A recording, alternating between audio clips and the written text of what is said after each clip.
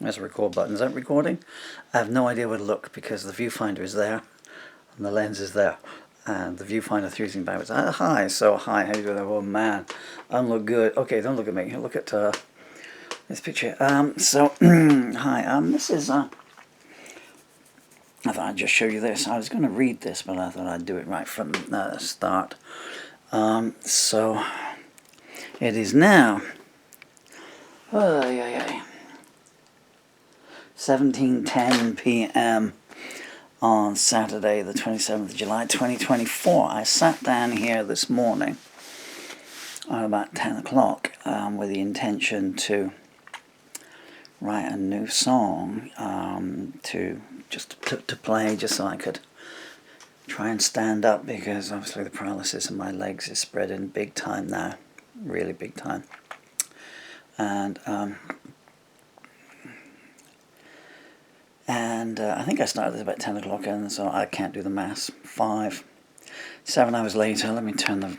So this is... So the first words came out, and what you see here, let me do this slowly. This is what came out. So it's...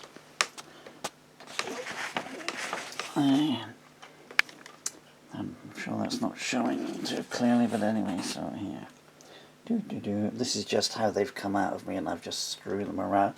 I'm going to try and put them in order. Actually, that's the last of it there, so that started there. And then it went down there, and up here on the table. And back to here, which is the last page. Copyright P. Murphy, 1024. How many pages it is, I don't know. Let me turn this around here. I'm going to put this into a cradle now. It means I've got to stand up, so I may fall over. I wanted to try and do this all in one take. So, working on the theory that if you don't want to see the introduction, you can fast forward it, or it can be edited out. But I got no walking frame, so that's not good. But if it ain't there, then you're stuck with it. Am I in the frame there? I guess if I slide down it, I have to show you my disgusting living conditions there, I'm afraid. Let me bring this in a little bit here. So now, I've got to try and put these all in order and recite it. Oh man, the camera is in the wrong place. That means I've got to stand up, and that is so dangerous. Right, so, shall we work backwards? We know this is the last page because this has got copyright on it. There is actually another verse I didn't write down. I didn't know how graphic I could be on it.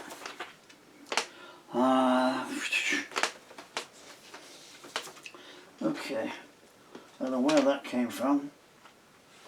Oh, that was an early lyric, right, okay. Well, I'm sure that I can work this backwards from where I got. Alright. Yep, that is that. What's here? Right, that's definitely there. That's sleeping.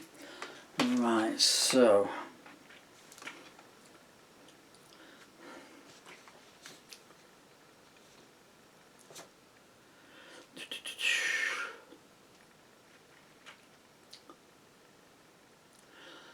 Okay, I'm a page missing from there.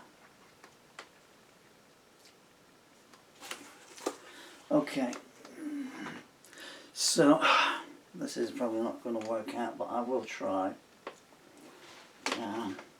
In theory, you know, because I put the lyrics on top of each other, they should come out. You know,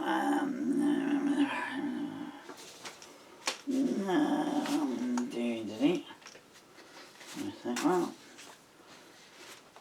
right, that's definitely.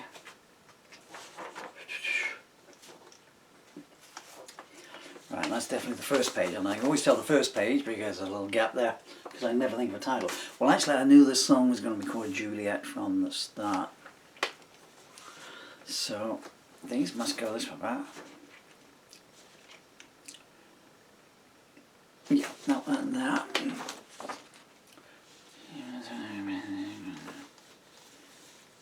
Okay, so that to there. Right, now I've got to try and bend down. What is this? Okay, I'm so sorry. I don't want you to see me wincing in pain. Right, so that must go. How do other songwriters do this? Ah, right, there's the missing lyric from there. This is enthralling, huh? Right, so that one goes there.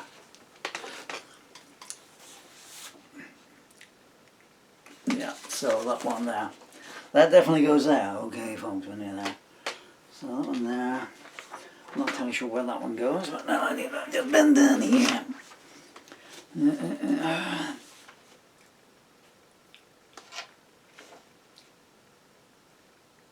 I think that one goes there like that. So that would go under there, so that one... let's just pick all four up. How many pages is this?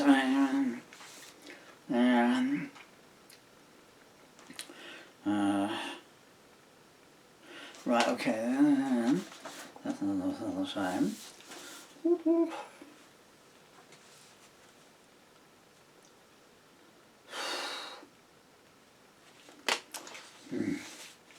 Okay.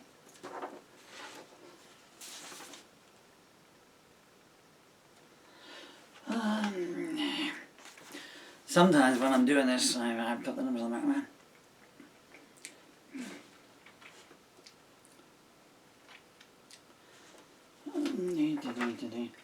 Right, so that goes there.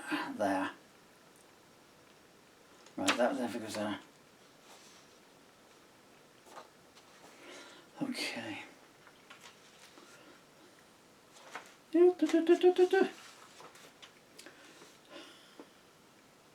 That one just goes there. I think that one there goes there.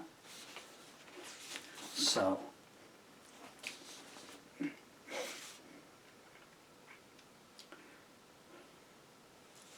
that one goes there, that one goes there. Where's the one about the...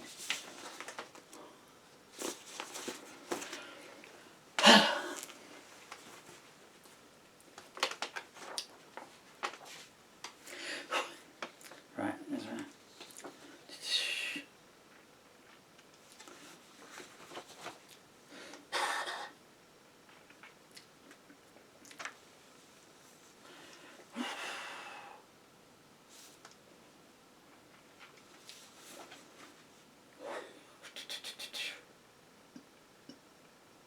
Right, so that one definitely goes there.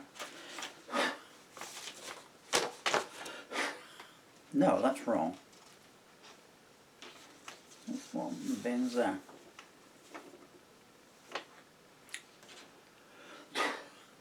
That is right, so that is there. Okay, I think we're nearly ready. These files only record for 35 minutes. Okay, so this is called Juliette. Now this is, although I took out one of the, I didn't write one of the harrowing verses. Hey there, how you doing?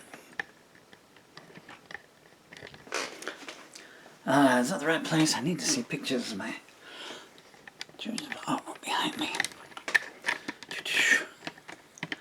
My Juliette's beautiful artwork. Okay. Well, I'm never going to look any better than this. Purely, right. So this is called Juliette. Okay. I do not like the look of it.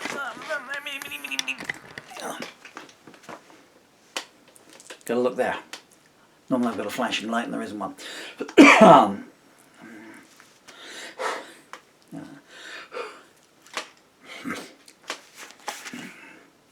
Juliette.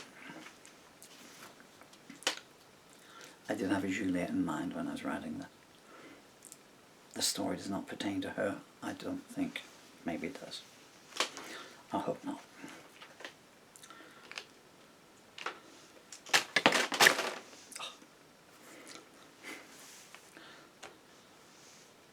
Juliette. Dawn takes so long to pierce the night's veil, and the birds only have a dirge to sing.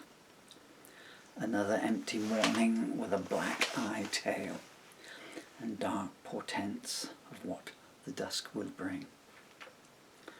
Sunlight tendrils glide through the broken blind, slaying shadows in a motel room, trying to stroke warmth upon a mascara riveted face. God damn it. Because my disability, my fingers, the writing is terrible, and my eyes don't work, so the glasses help nothing. We've got 22 minutes to do this in. And Houston thought they had a problem. Juliette. Dawn takes so long to pierce the night's veil, and the birds only have a dirge to sing. Another empty morning with a black-eyed tale, and dark portents of what the dusk will bring. Sunlight tendrils glide through the broken blind, slaying shadows in a motel room, trying to stroke warmth onto a mascara-riveted face, as if to apologize for having to leave so soon. Juliette stares unblinking at the ceiling. She knows the day's just midnight's calling card. She's gone past thinking and trying to forget feeling. These days those things show her scant regard.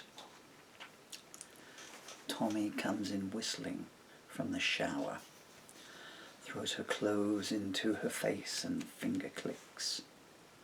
Come on, get dressed, check out times in an hour, and I ain't paying extra 'cause you've been sick. Through her unswollen eyes she gazes at him. The boy she loved become a man she hates. Endings never match the way the stories begin, and her burnt-out soul holds a pain that never abates.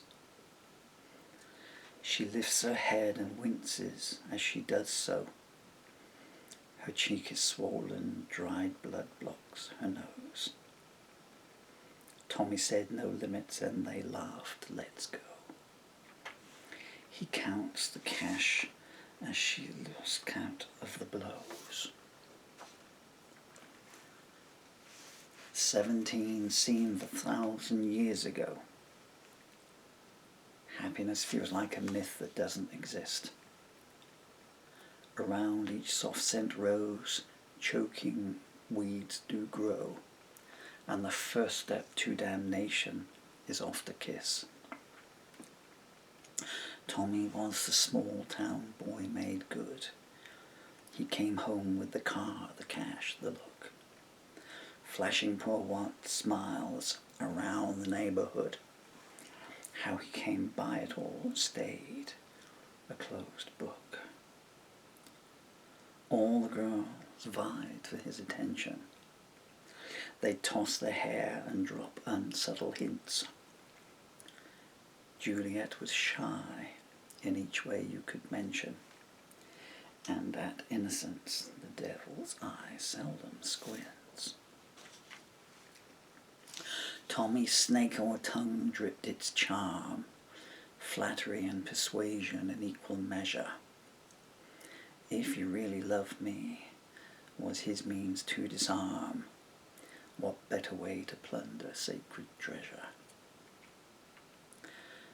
I've got to head back to the city, he said. There's nothing in this town to tie me down.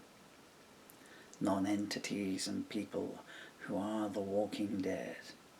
It's been fun, but I guess I'll see you around. First time tears fell from her sapphire eyes, the first drops that would become a stagnant lake. Smiling at the sight, Tommy knew he had his prize. He grinned, or here's an opportunity to take. His mouth painted pictures in multicolored venom.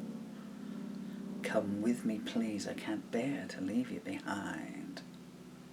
The love-struck have no shield to defend them from manipulators planting seeds in their minds. they pulled away in Tommy's car that evening, her golden mane a-flowing in the breeze. A brief note to her mother saying, "I'm leaving.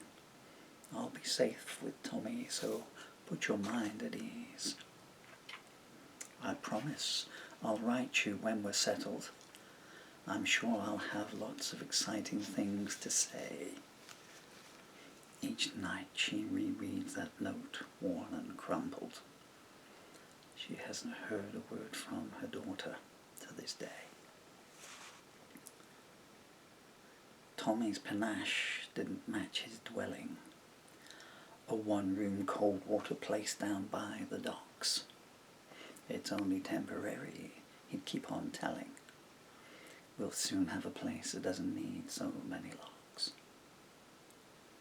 She'd lie in his arms and sigh adoringly. I feel so safe, secure, and happy with you. I know you'll always be there to care for me. Being with you is a dream come true.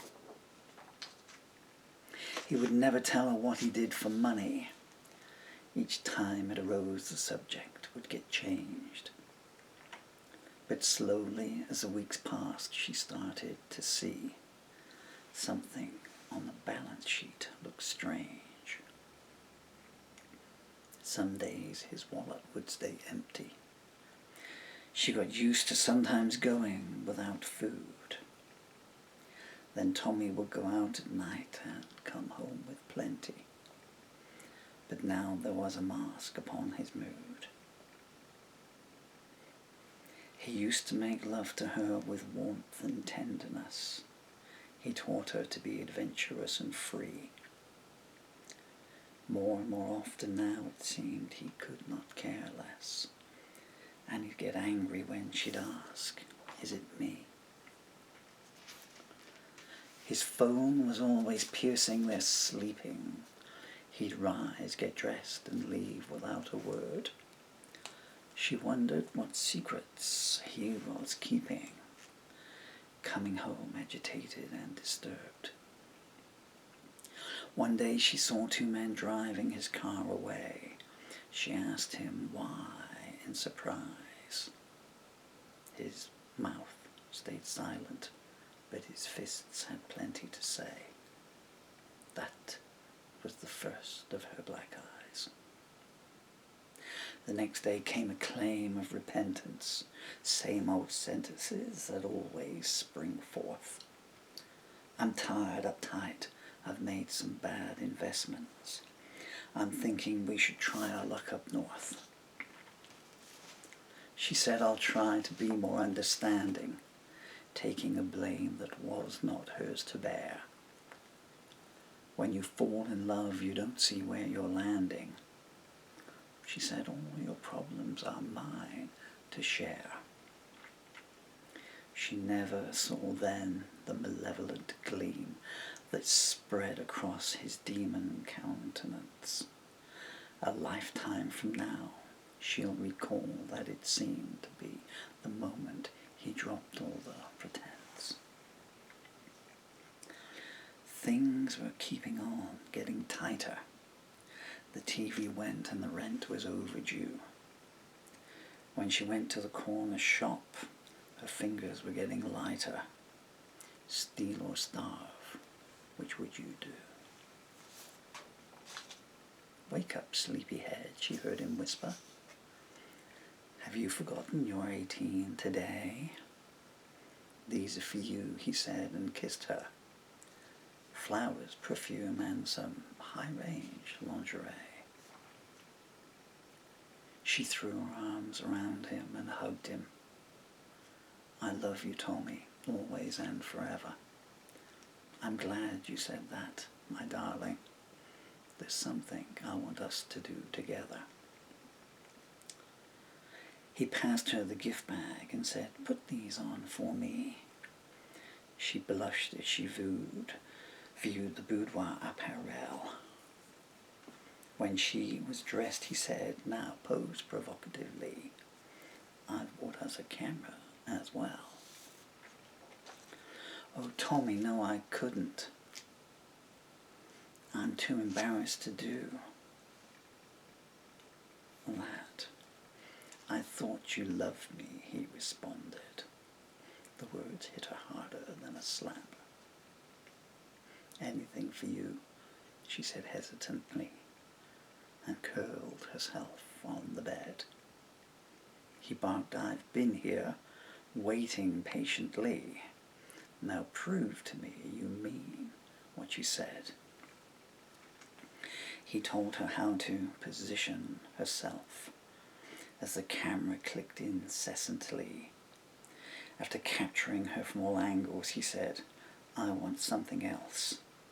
Expose your inner secrets for me.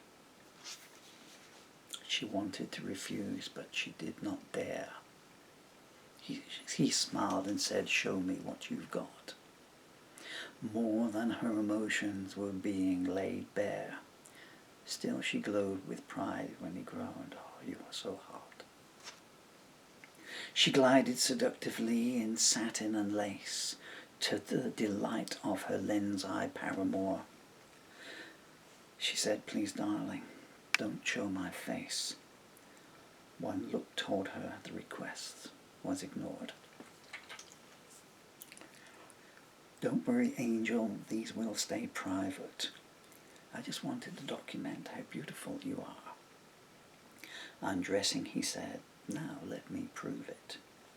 You're the best thing in my life, by far. 2 weeks later, Tommy's pretty flush. The bills are paid and he's got a new set of wheels. Juliette asks him, puzzled, where did you get this cash? He shrugs, I got lucky on some business deals. That reminds me, I hope that you like this. He passes her a bracelet inscribed, I love Juliette.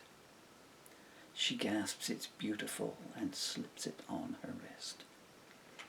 So are you, he says, and don't you ever forget.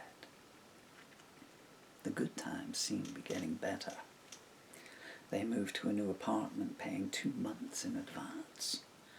Tommy brings some new friends around who act like they've already met her. She hears one saying something about school dance.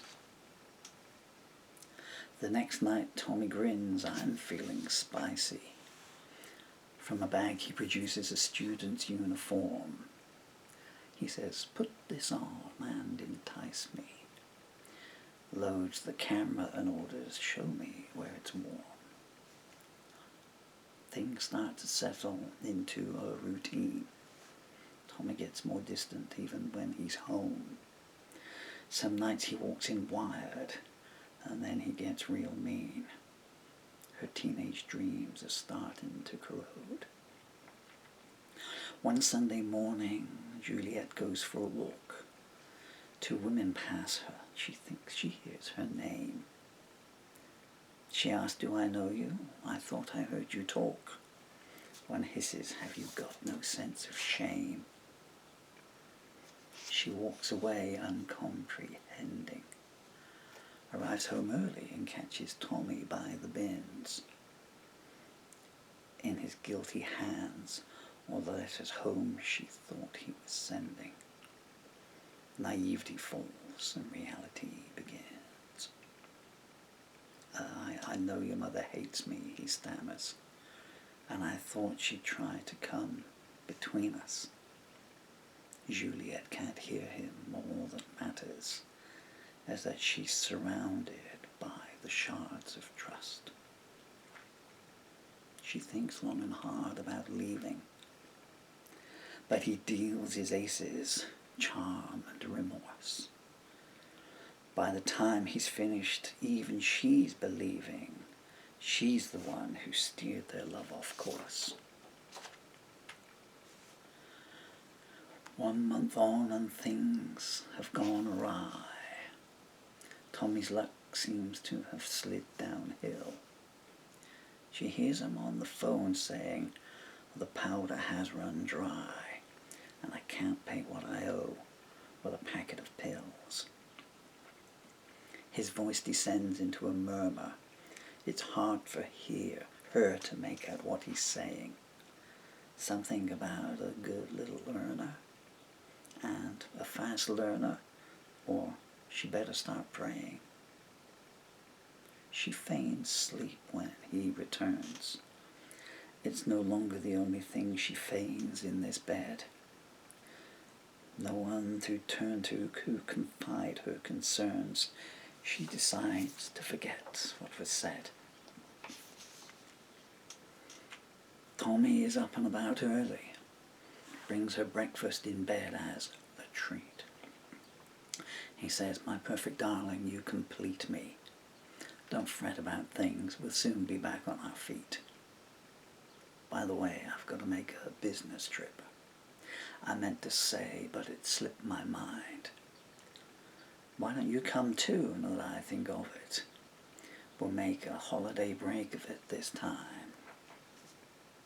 "That would be wonderful," she exclaims. "Some time away with you would be bliss. I'm sure we'll benefit from a scenery change. Oh, how much I'm looking forward to this." She hums happily as she packs. What should I take? How long will we be gone? She barely notices that he only mumbles back. She calls, "I'm nearly ready. I'm just putting my best dress on." The first surprise is that they don't drive far, an hour away to a motel 10 miles from town. She waits in the lobby while Tommy parks the car, while the old lady behind the desk looks her up and down. Tommy pays with cash and takes the key. "You're in room 33B, Mr. and Mrs. Jones." "Tommy, why the false names? Why the mystery?" "Shut up," he snaps, and she's worried by his tone.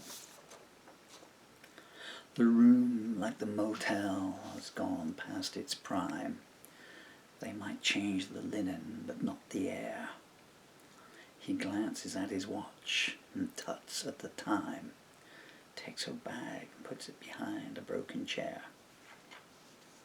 "Tommy," she says, her voice quivering, "what kind of business deal could you possibly do here?" She notices she started involuntarily shivering. He says, "Let's make one thing clear.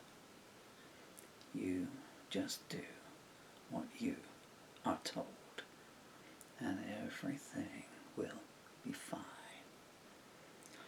In some ways, it's a shame that you're now 18 years old. The market's for fresh fruit on the vine." He pulls a tripod from his case and mutters, "Thank God I brought a ring light with me." A puzzled look sweeps Juliette's face. "Tommy, surely you don't mean to film our intimacy?" Before he can answer, there's a knock on the door. "Who is it?" "Film crew," comes a sneered reply. 3 men walk in. "I thought there was 4. At least this way, no one has to wait outside." Tommy turns to Juliette, who's shaking. "Honey, it's time to tell you the score. You know all those photographs we've been taking? Well, I want you to meet some fans of yours. You've got lots of admirers who pay well to see you cute and alluring. But I've got a greedy nose, and I owe big to some bad mothers. And a photo ain't as profitable as the real thing." She sits in shock as the horror sinks in. Tommy, please, don't do this to me." He laughs. "You're on the clock. Let the show begin." They close in, drooling with lascivious glee. "I said get dressed," Tommy screams in her ear, snapping her back to the present moment. She's still shaking from pain, disgust, from fear. 6 brutal hours so slow went. She picks what's left of her dress from the floor, and her blouse, not the only thing of hers, torn in two. Tommy's on the phone saying, I need to score. I've got $3,000 to pay some of what I owe to you. And I've got a great film to barter. Once you've seen it, I'm sure you'll clear my debt. And don't worry, this is just for starters. Take it from me, she ain't seen nothing yet.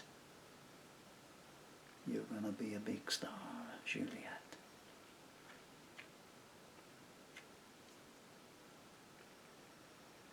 Tommy's watching the footage on his laptop. You choose, that'll bruise, won't fit, might split. All through the ordeal, the mocking never stopped. Depravity birthing nightmares that will never quit. The Tear Street moon rises oh so soon, illuminating pure souls, freshly scarred. No pain, no gain is the refrain of Satan's tune. And if you really love me, is his calling card.